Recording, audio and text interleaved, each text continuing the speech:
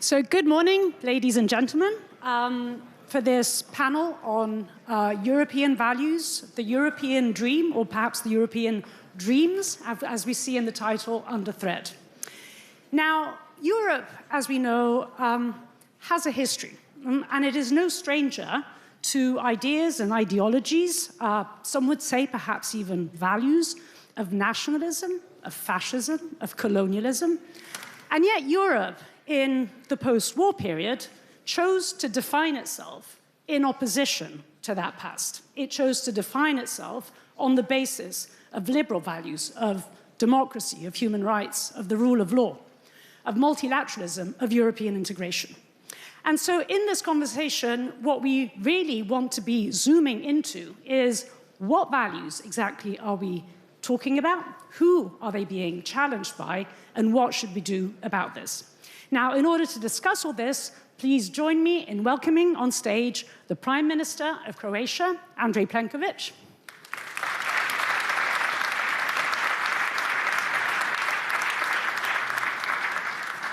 The Minister of Finance and Chair Designate of the Munich Security Council, Jens Stoltenberg. Jens, please. The Shadow Foreign Secretary of the United Kingdom, Priti Patel, please, welcome. And the Chairwoman of the Greens here in Germany, Franziska Brantner. Franziska, please.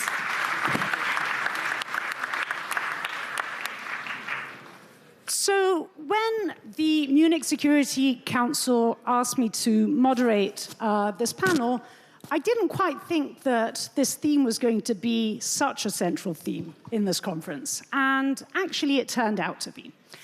And what we heard many European leaders indeed talk about European values, about the European way of life. They made references indeed to democracy, to rights, to law. And yet we also heard another conception of Western values, of European values, really rooted in cultural tradition and heritage, in religion, and in history. And we heard this obviously particularly by Secretary of State Marco Rubio yesterday, referring to the West in general, obviously including Europe. So let me begin, in order to try and make sense with all of you, about all of this, with you, Prime Minister, and ask you, how do you interpret European values? What are we actually talking about here? First of all, good day, and thank you, Natalie. Good day to the fellow panelists as well. Thanks to the MSC for another invitation. I think that the issue of the European values, the identity that sort of bonds us together, is a critical question in shaping, let's say, this new world order, which was the main topic of yesterday in the debates here. Coming from a political party whose political philosophy is center-right, the European People's Party, I think that there are a few main values which I'd like to underscore here. The first one is democracy. That is something that bonds all the European nations today. That's why we are the part of the world which is free with the values that we all share. Second is, of course, the rule of law, something that is the predominant value for all of us. The third one is the protection of human rights, which is critical to everything we do, and the equality among all our peoples and citizens. And of course, coming from center-right, of course, we appreciate a lot our Christian roots. This is something that is, when you ask me as a leader of the party, a prime minister for 10 years, these four pillars are what we stand for. And also the important element which Europe has is the stance towards international relations. I think our main position is the cooperative approach. The current world order basically is burdened by two approaches. Democracies, who have the cooperative approach to international relations, and authoritarian regimes that critically and unfortunately apply the conflictual approach. this is the main difference, and this is where the problems of the world arise today. So from that respect, these are the main values that we share, that I implement in a concept I call modern sovereignty in Croatia, which means strengthening the international position of the country in all possible ways, institutional, political, economic, geo-economic, strategic, energy-wise, which in turn strengthens the good and the well-being of my citizens, my nation, Croats, and of course all the economic operators in the country. So if you manage to succeed in delivering in that mix, you make a leap forward for your society. Jens, Minister Stoltenberg, let me turn to you. I mean, here, Prime Minister Plenkovic essentially mentioned, in a sense, both, if you like, liberal values, as well as values that are indeed more rooted in culture and religion, as he was mentioning.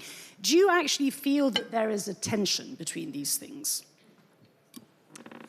Yes, to some extent, but I think that these are tensions we absolutely can live with. I think that one thing that makes Europe great is that we have different views, we have different opinions, we have different religions, we have different cultures, and we have been able to live together. And of course, there are problems, there are tensions, but fundamentally, I believe in that kind of diverse society that we all represent.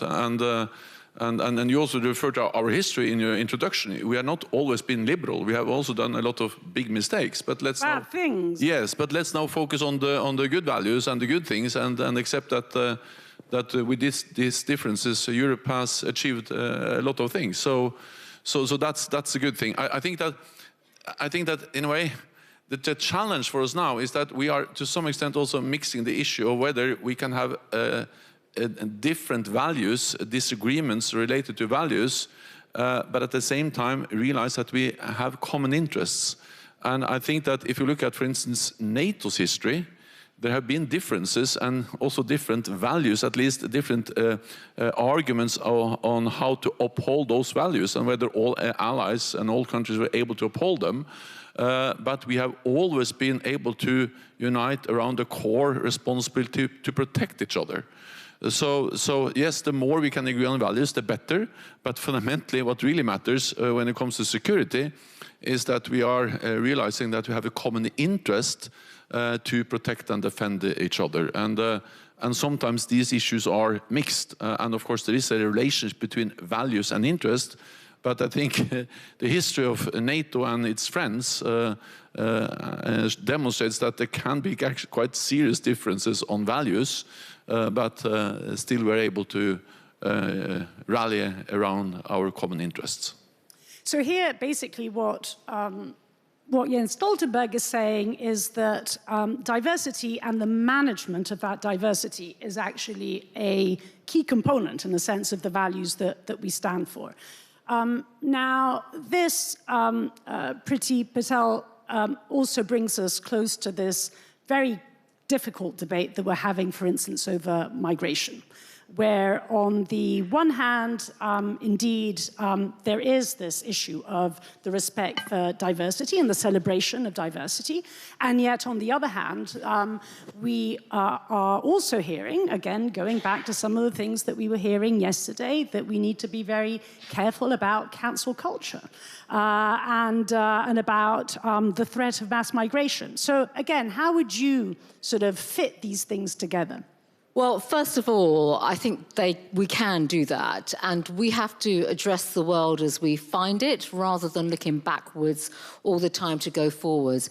And just on the point of values, before I come on to the migration issue, we actually have to fight for our values and stand up for our values, and that's incumbent upon people like me, politicians in particular. They're elected to represent our communities, our societies, our country.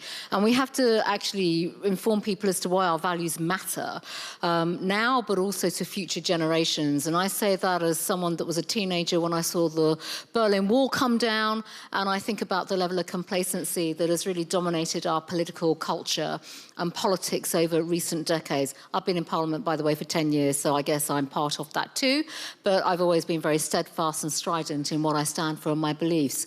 Now, on the issue of migration, I actually have a few strong views about this because I am a former Home Secretary and I was deeply criticised during my time for being too tough in terms of my policies, legislations, the approach that I tried to take forward on deterring illegal migrants to come to our country, and what that would also mean in terms of, guess what, public opinion and what they think about governments and how competent governments are perceived on delivering on fundamental issues like stronger borders, safer communities. We do have to tackle these issues, and we do have solutions to these challenges, and we as politicians should not shy away from them. There's a massive public debate in the United Kingdom, yet again, about all of this, but this time about legal and illegal migration. Now, in my view, strong politicians should not shy away from proposing policies, putting forward ideas, being propositional. And the one thing I would say on this, I did a bit of work in this area, as you can tell, is that we work with our allies on many of these issues too, because it's not just one country that suffers from these problems. It's a shared issue. So I spent a lot of time as Home Secretary actually trying to speak to European counterparts and allies saying, look, this will be a problem that's going to come to your territory even sooner, open borders, etc. So we have to be propositional and work together and find solutions. So I don't think this is about the cultural, it's too lazy and easy to sort of blame cultural anomalies and things of that nature. I think we have to be grown-up, mature politicians, be propositional and find solutions to these big challenges that confront us now and today, and that's how we win back and reclaim the values agenda that has defined the success and prosperity of our countries for a generation. Franziska, essentially what we're hearing here is that, we can walk and chew gum at the same time. Yes, there may be tensions, but these tensions between these different interpretations of values are actually manageable. Could I ask you perhaps, and I suppose yours is going to be a slightly more critical view on all of this, do you actually see contradictions between these things that are not reconcilable? When I talk about values, I'm very traditional, because for me, our values are rooted in Enlightenment. And Enlightenment has a long history. It is about reason, about science, about dignity, about freedom of religion. It's about every human being having equal rights, independent of how she or he looks like. And I fundamentally believe that these values are still holding truth today. I don't know if you know the citation by Elisabeth Badinter, a French philosopher. She said, Enlightenment is not a period in history, it's a project. And I think it's the European project. And it used to be, and I still hope it is, also an American project, a universalist project about Enlightenment. But let me also be clear, it's not about abstract values, but about very concrete individual freedoms. It's the freedom today of Ukrainians not to be bombed by Putin. It's the freedom of our citizens to make a choice without algorithmic manipulation. It's the trust in the system that elections will depend on the will of the people and not of the wealth of oligarchs. And that's what it's today about. It's very concrete. It's not abstract. But our values, for me, are very traditional and very enshrined in our history. There were terrible times we had in between. I don't want to go back there. And for me, it's not a trend, dignity, human dignity. It's really a promise worth fighting for. Absolutely, absolutely. Now, this actually leads me to the second set of issues that I wanted to discuss, which is precisely, if these values are being threatened, who are they being threatened by? And I think there are different possible explanations to all of this. One, which actually we've discussed very little in this conference. The Spanish Prime Minister made several references to this, but very few actually then pick this up, is actually they are being threatened by our own inconsistencies, by our own hypocrisies, by our own double standards. It is us, basically, that are threatening those values. And this, I think, Jens, and I wanted to turn to you on this. You know, this kind of brings us to our broader relationship with the, let's call it, so-called global South. You know, is there an element about us restoring our credibility and reputation in the eyes of others in order to actually live up to our own values? Yes, if you now are asking me about whether we should not, as I say, demonstrate double standards, but apply those values in all conflicts and all situations, the answer is yes. And I think that one of the challenges we have seen is, for instance, the conflict in the Middle East compared to Ukraine. There are huge differences, but it is about sovereignty and respecting international law. And therefore, my own country, Norway, we have been very clear, of course, in condemning Russia's invasion of Ukraine and supporting Ukraine. But we have also been very clear that Israel is responsible for illegal occupation of the West Bank and Gaza.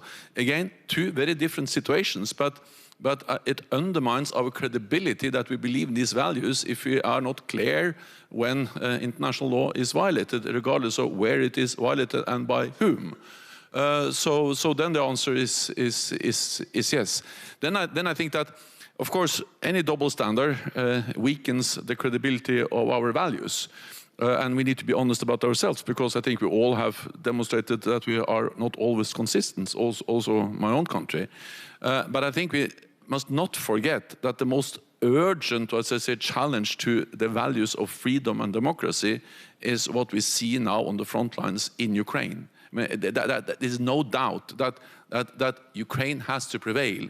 The military support to Ukraine is so obviously the right thing to do for everyone that believes in democracy and freedom. So I'm not against the more advanced discussion about what we are not doing perfectly ourselves, but it should not overshadow the obvious and urgent need to stand up where really the front line is so clear as it is in Ukraine today. And I think actually sort of emphasizing what you just said there, to an extent, there always has been and there always will be inconsistencies. But the worst possible way of addressing those inconsistencies is getting rid of standards altogether, which is the risk that one runs into. Franziska, turning to you, there is a second possible answer to who is actually threatening these values, and to use an expression used on the stage 1 year ago, but interpreting in a radically different sense, it is the enemy from within. It is anti-democratic forces in Europe which are actually threatening those values, that are raising the specter of returning not to the past that you were referring to, the past of Enlightenment, but to a very dark past in European history. So is that what we should be worrying about?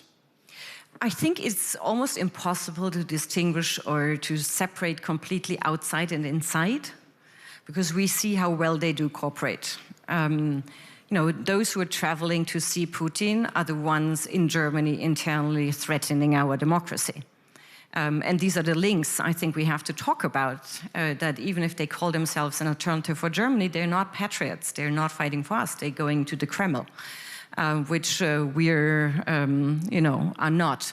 So I think, you know, we have to see how they work together and how they have joint goals of destroying liberal democracies, and that we have to make sure that the rule of the majority doesn't turn into the tyranny of majority. And that's, I think, a lot what it's about. And we see also how it works together and is amplified by the digital platforms and how their algorithms are used to, you know, tear us apart, and how they make lies travel faster than the truth. And that's why I think we have, you know, several challenges. And then we have homegrown challenges, like, you know, making sure a state is functioning well, making sure education is working well, health is working well. So I think it's always multifaceted, but we must make the connections between inside and outside. And Priti, turning to you on this, and perhaps a third possible answer, which is actually the opposite answer, is indeed, well, yeah, I mean, we may actually have a problem in Europe in terms of restricting free speech and, having gone too far down the woke route. Is that a threat to European values? Well, I think first of all, I don't think anyone here will be surprised by my views on this, but, we just don't subscribe to, trying to be all things to all people, quite frankly. It's a lose-lose situation, and it's compromising. As a politician, I always say, if you sit on the fence, it's quite a painful proposition. You need clarity, and at a time, as I said earlier on, we live in a contested world. We have our own challenges in all our countries when it comes to what I see as subversion to our democracy and our democratic processes and what is going on in our politics. I want the right values to prevail, and we have to defend them. We've got to fight for them. We've got to be advocates and articulate the case for them. And that now cuts across absolutely everything. So inevitably, we focus here at MSC on defense and security. We can speak for hours about that.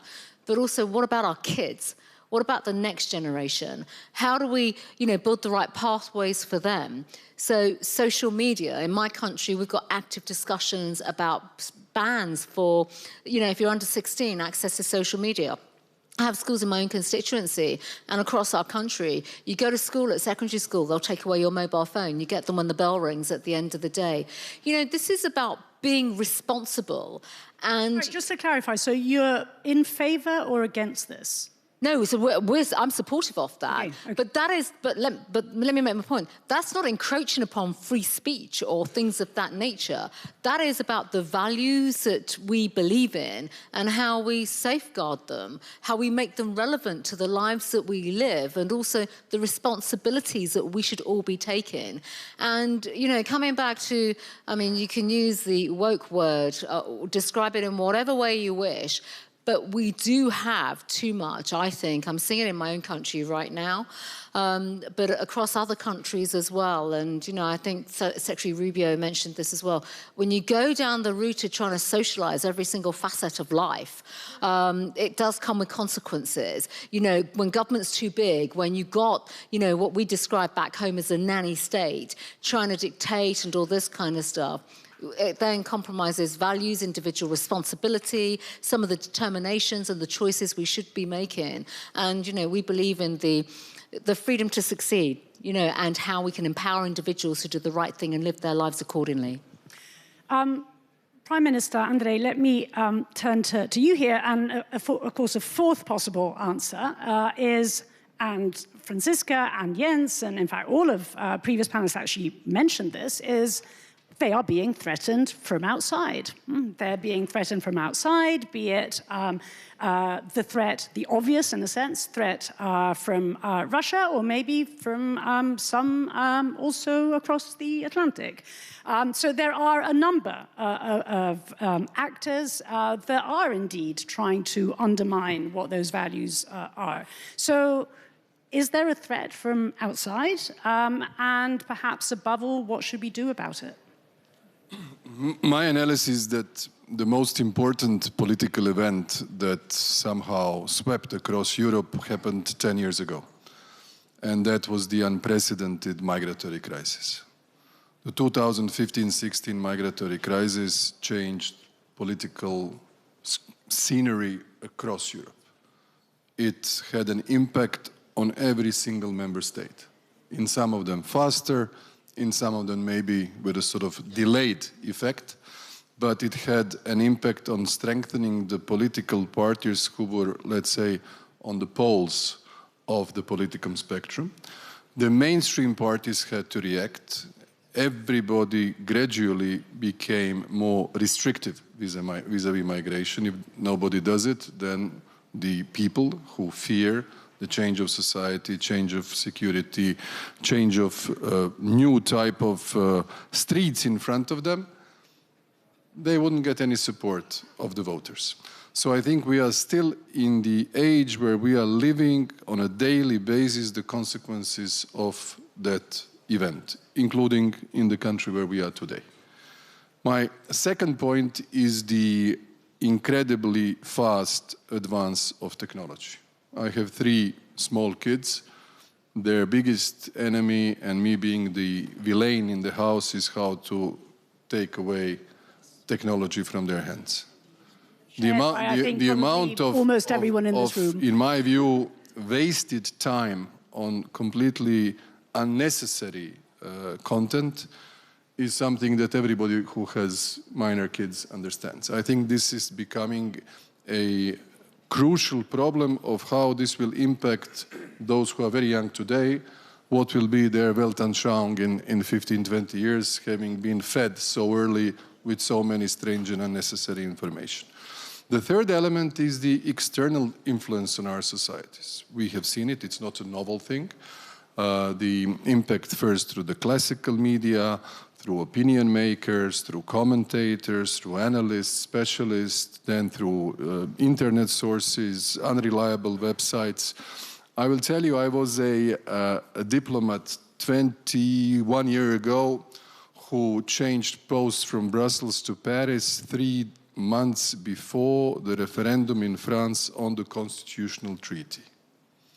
For me, that was the most eye-opening moment, I was 35 at the time, to understand how the false information campaign can impact the society of a country who at the time had one of their most intellectually respected presidents in the history, which was Giscard d'Estaing, who was, if you remember, chairing the Convention on the Future of Europe, the turtle, made the treaty. The debate where every single politician in France at least wrote a booklet, if not a book, about Europe. And then 15 million French votes against something that the French benefited the most until that moment.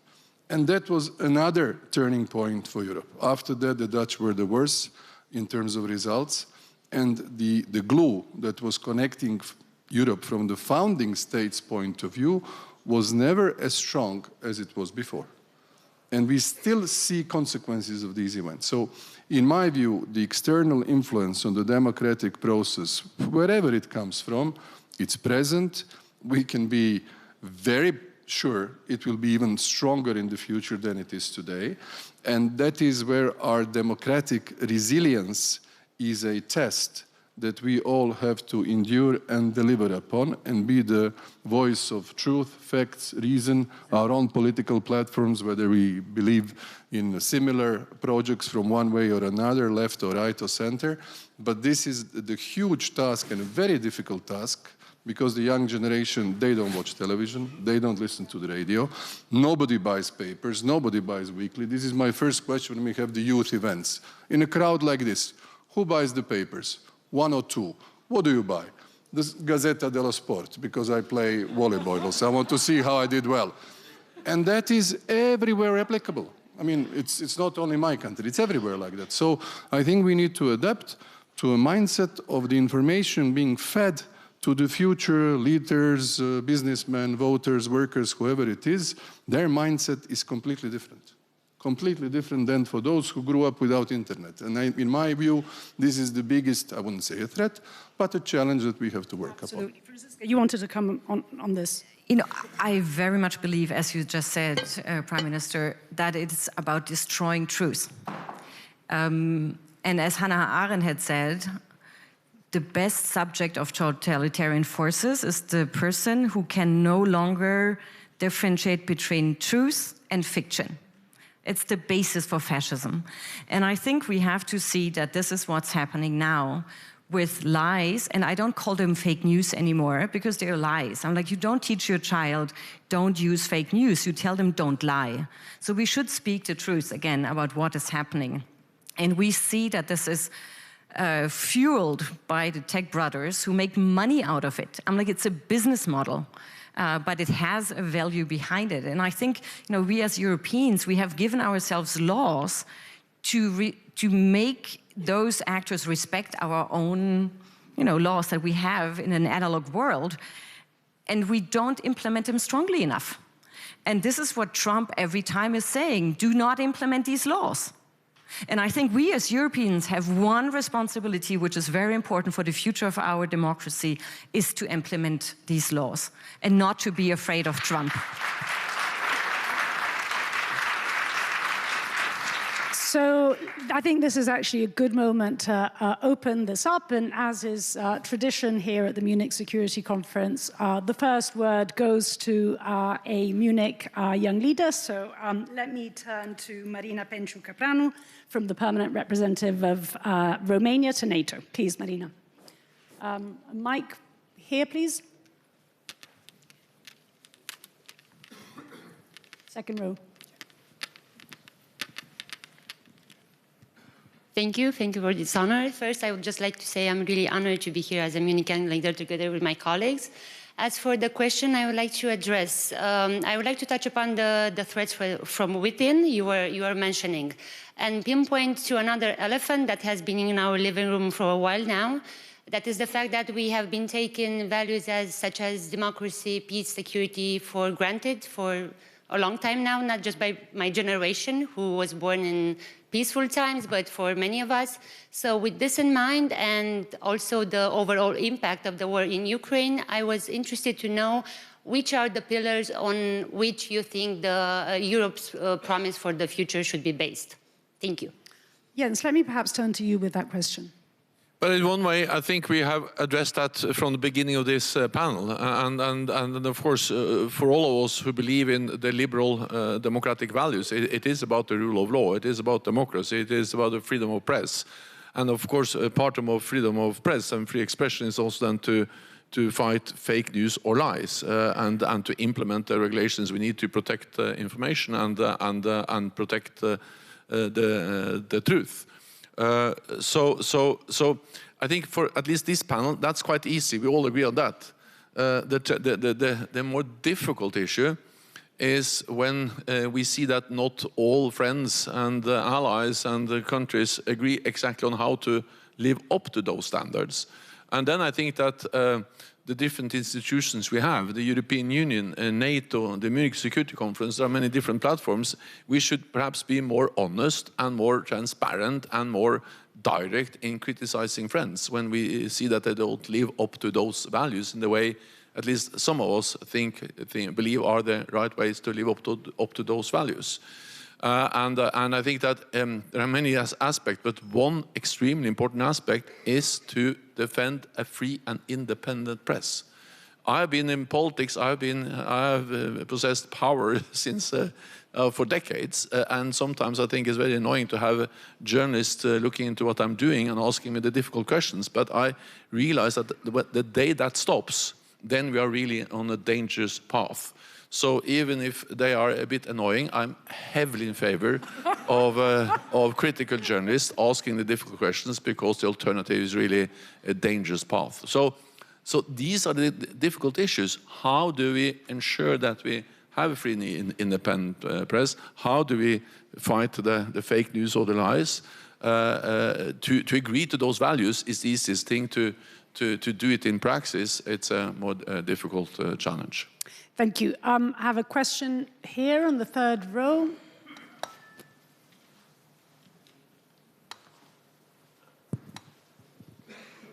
Lisa Yasko, member of the Parliament of Ukraine.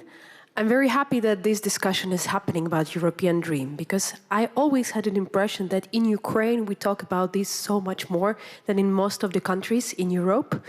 And I'm very happy that this panel is devoted to that. Recently, I personally see very big shift in existential identity of Europe, when Europe is not taking only as economic union, but more than that. So my question is, how do you see the idea of Europe of the future, and what kind of soft power, because we definitely need hard power with security for peace and everything, but what would be that soft power that really can be promoted on behalf of every country? Because just, for instance, supporting independent media is great, but there is also a danger when the state is supporting everything. Sometimes you actually can support also some things that may promote terrorism in the end of the day. So you have to be very careful. So where is that line, and what the soft power can be used for the idea of Europe of the future? So what exactly should we be supporting? Priti, do you want to take this? And maybe I'll give some views and some thoughts, because I began my remarks earlier on by saying, you know, we have to look at the world that we live in right now and make ourselves match fit and fit for the future. And I have to say, you know, the endurance of Ukraine, what your country and your people are experiencing, should really make us all stand up and really come forward to be champions of the shared values and the norms that we all fundamentally believe. And I think we are doing that. You mentioned hard power. Clearly that is there. We know it's not enough right now. But on the soft power front, and you know, I come from a country that's always been there in terms of soft power. It's not just a cultural nice to do things, but actually it's how you build capacity in countries, defend democracy, hard power and soft power. We can do that through many of our institutions, our initiatives, our joint collaborations. And I genuinely believe, I think we're slipping back on that. And that's exactly where the axis of authoritarian countries then come in. That's how they work to subvert democracy through the internet, through the cyber attacks, all those types of things. We're quite good, if I may say so, across European countries in terms of building capacity, knowledge, skills. That's an investment. That's not a nice to do. And I think, to be quite candid, I see this in my own country. It's being stripped back, it's being forgotten. I've been involved in that in the past. That's where we need to bring our cooperation together and really bolster that. Franziska. Yeah, first of all, allow me to say that I want to thank all Ukrainians who are fighting for their freedom, but also for our freedom. And I really, you know, it is, I feel, whenever I'm, you know, in Ukraine, I feel very European, and I feel remembered about what Europe is about. And I call on all who are in the room who have capacity to defend Europe and Ukraine better, you know, fight the shadow fleet better, help in air defense. We really have an interest to fight in the first line for our freedom. And when you talk about, you know, what Europe's soft power is, yes, we need more hard power. By the way, I have been arguing for this for many years, Natalie, you know that. When it still was called I'm an anti-transatlanticist, I was like, no, it goes hand in hand. The Americans will only respect us if we are strong, and they ask us to be stronger militarily. But on the soft power side, I think we need to invest in technologies. We really need to be much more attractive, faster, more innovative, make those forces in Europe. We have such wonderful people, allow them, you know, to thrive, to come out with their best ideas, show that democracy delivers better for citizens than totalitarian rule. We have to prove this. And I think this is the most formidable soft power we can have, is to prove this, that lives of every single citizen will be better in a democratic system. And it's not, we're not living up to this every day, but we really have to. And I also believe that we have this soft power of showing that unity works. Europe united can work, that we can defend ourselves better if we work together. And that's also a soft power against those who just say it's about zero-sum interests. Either you lose, you win. There's no merit in working together. And I think that is also an idea that Europe stands for, that you can all win by working together. Andrej, you wanted to say something on this? Just a few comments as a friend of Ukraine, and thank you very much for this comment. First of all, and the appreciation that over the past 4 years and next week or the week after, we will witness the 4th anniversary of incredible resistance of Ukraine to Russia's aggression, and you managed to fend off accusations of Nazification, Ukraine that needs the Nazification, accusation of not having a proper identity, meaning who are Ukrainians, using the other name 4 years ago, remember, and basically putting back the European security order to pre-1997. This is the key element of Putin's aggressive policy against Ukraine. But you mentioned of Europe today, whether it's a soft power or are we talking about the values. I think there is a very vivid debate about all of it, but there is also a very much experienced, grown understanding that the European Union, which was forged, I would say, as an economic integration project, but through law, which is critical.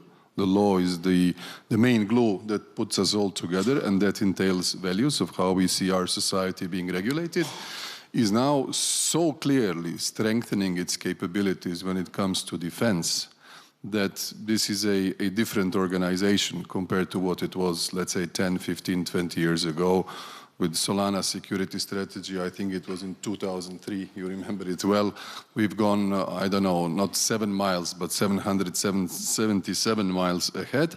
And 7,000 to go still. Yes, but and one main point where the soft power of the EU is essential, that is the implementation of the most important value, which we haven't mentioned today, and this is about the values, this is the generally Christian, but also societal value of solidarity. Solidarity is everywhere, in every single European Union policy, in budget, in agriculture, in cohesion, in regional development, in external policies, in helping Ukraine. It's absolutely everywhere. In my experience, it is perhaps the most important value that brings us together. Otherwise, the whole concept would have been long ago dismantled. This is the strength that we have and that Ukraine shares. And a lot of respect to you, and congratulations to the MSC for having awarded Ukrainian people the award last night. So I have 3 very final questions. Titi, and then there were 2 questions here at the back. I'll take them all together, and then we'll have a final round of replies. Thank you, Natalie. Great panel, very vital. It's crucial that we discuss values. My name is Tytti Tuppurainen. I'm from Finland. And what Prime Minister said in his initial words, the values that he listed, they are actually values that are treaty-based in the European Union. It is European law. These values are not a matter of opinion, they are not optional, but it's European legislation. And we have instruments even to enforce them. Conditionality, Article 7, and so on. Now, yesterday, we heard from Secretary Rubio that United States wants to embrace Europe with very different values. To me, it was a fatal embrace. They are values that Europe should, in my opinion, reject. So my question to this panel would be that, given that the transatlantic relationship is so important to current United States administration, as Rubio said, wouldn't it allow us to be a bit more assertive when defending our own values? Should we adopt a more values-based, more assertive values-based approach vis-à-vis United States? Thank you. Great, thank you. And final question, actually, only have time for one gentleman there at the end. Yeah. Yeah. Oh, sorry, apologies. My name is Nubar Fain, I'm from the United States, and this topic hasn't come up, but I heard about Enlightenment and I heard about truth-based argumentation. I want to raise the topic as part of the values Europe can protect, the notion of science and the scientific method leading to science-based policies, which in my country are being completely undermined for the first time in my last 2 generations at least. So I'd like to ask, what can Europe do in the scientific establishment to fight back against the notion that opinion should be put up against fact, and going back to where authority or superstition can cause the populace to not know what to do with their health or their food or their climate issues, etc. So there just seems to be a total dearth of discussion on the scientific method and defending it, which should really have no borders. We're busy talking about defense, but we're not talking about the underlying engine of progress. Right, thank you. And a very quick round of replies. Franziska, let me start with you. Yeah, I very much agree. By the way, I'm very happy we have a lot of American scientists coming to my hometown, for example, Heidelberg, and helping us to work on Alzheimer and many things, because you have a health minister who believes in no science. And it will strengthen Europe, if I may say so. It's a pity for the US. But, you know, in order to, and I want to combine the two answers, we have to be more assertive. I said first, let's be more independent digitally, work on our own actors, and then implement our rules in the digital sphere. It's the number one to protect truth and scientific order. Second, we have to be more defendant on the military side. We have been speaking about this all weekend. And third, I think we need to be more independent on fossil gas and oil and gas, also from the US. I don't want to wake up one morning and Trump saying to me, if you don't stop the digital laws, you will get only your LNG gas and 20% plus, or you will get half of the gas only. I don't want to be in that situation. So we have to work on our independence there too. And last point, I think we can only do this as Europeans if the strong access between France and Germany and Poland. And I've been worrying the last couple of weeks that I don't see that access working well. And there will be no future of Europe against France, against Poland, only with them together. And I think that's our job in Germany to work on this. Thank you. Priti. So very briefly, let me just touch on the main point about values and assertiveness. I actually believe in sovereign states, and all of us are capable when it comes to whether it's a scientific base, a technology base, a defense base, for absolutely standing on our own 2 feet, but not in isolation, by working together in cooperation. And, you know, if I come back to Secretary Rubio's speech, he's also telling us to do more.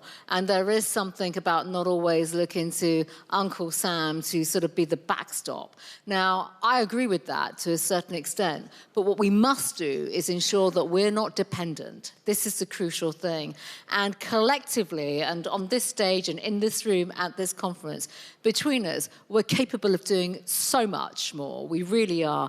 And actually being leaders, pioneers, innovators, you know, being at the front of the queue on so many things. And I think that's really where we need to concentrate our energies and not get sucked into this sort of like doom loop of regressive talk against each other's countries and nations. Jens. I've spent 10 years trying to keep North America and Europe together as Secretary General of NATO, and that's not always an easy task. And then on this issue of assertiveness, when we disagree with the United States, I think that it is important to act and speak in a way that try to keep this family together and also work with friends all over the world. But I think at the same time, as friends and as allies, we have to be very clear when some core values are threatened or challenged. And for instance, on Greenland, many European countries, Norway, said very clearly it is unacceptable to claim the territory of another country. And we said that to our strongest ally. And I think that was the right thing to do. So sometimes we have to be very clear, especially when these core values are challenged. And therefore, but it's not only about clarity and saying what we think, but it's also about finding a way to address the problem. And the good news now is that we are in a better place now than we just were a few weeks ago, because now there is actually an ongoing process between Greenland, Denmark, and the United States to address the issues that has been raised, and hopefully we'll find a way to sort it out and continue to be together in this big transatlantic family. Great, thank you. Andrej, final word. Difficult to add, when you're fourth, something to what very smartly colleagues concluded, but just on the relationship with the United States. I think that after Davos and having analyzed the first day and then the second day and here the atmosphere, I think we are in a far better direction than we were before, which is a good point.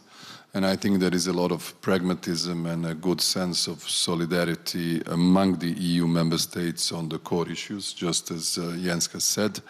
And it's very clear in all our debates at the European Council, basically the solidarity is to the maximum. And I think we need to be assertive. I agree with this point about our values and our interests, to formulate them in a way which is, I would say, one of the best features of Europe, and that is in a respectful manner. Respectful manner. I think that the methodology, how we operate now in the changing world, is very important, how this generation shall be seen in the future. Assertive, but respectful, protecting what we stand for. And I think that gradually things will evolve in the direction that democracies prefer. Well, I think this has been a wonderful conversation, and I really do think that this values discussion is at the core of really many of the things that we're talking about. And my big takeaway from this discussion is that values are central, but they're really part and parcel of respect and solidarity and cooperation and unity and independence. And it's only if we actually work on all of these things together that we can actually ensure that our values prevail.